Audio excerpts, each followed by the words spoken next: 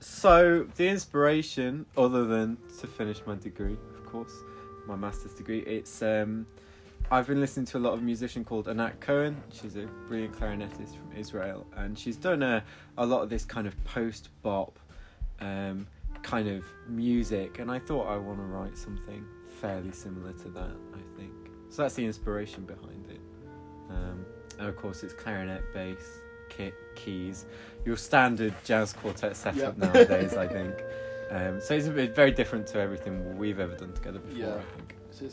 How's it like? What's it like working in the studio, and like how are you using the studio as kind of like a compositional element? It's different, isn't it? Because we're in COVID times, we're in Corona, so we've kind of got to all stay apart. We can't get as close. All the way away from you. All the way over there, and I'm in a booth for not the first time, but the first time properly we've worked together.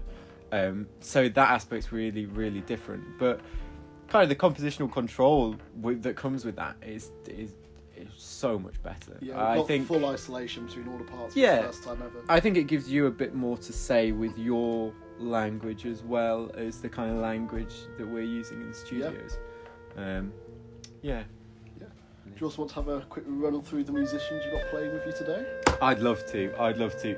So we've got James Rushworth on kit, who worked with us, both of us, on Return to Venus, which was a really long EP. I recommend listening to that. Big boy EP.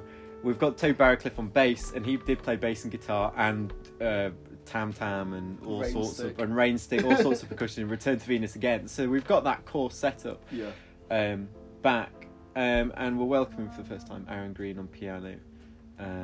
I like Aaron a lot. He's a great player. Really good player.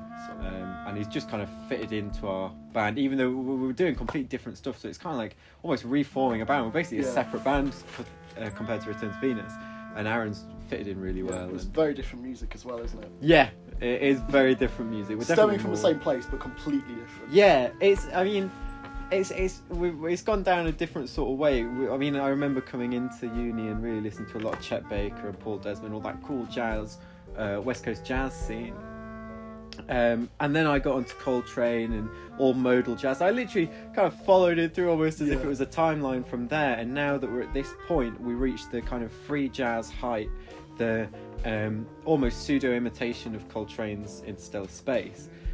It's like Coltrane, he did go back to doing not more normal stuff in inverted commas, but more stuff that he's done in the past, which I think is kind of what I'm doing. Not that I'm any way comparable to Coltrane, but I think it's a very common thing for musicians to go through, especially during their degrees, to kind of push the limit a bit with their work, go as contemporary kind of as out there as possible, and then kind of focus in on different aspects. I think.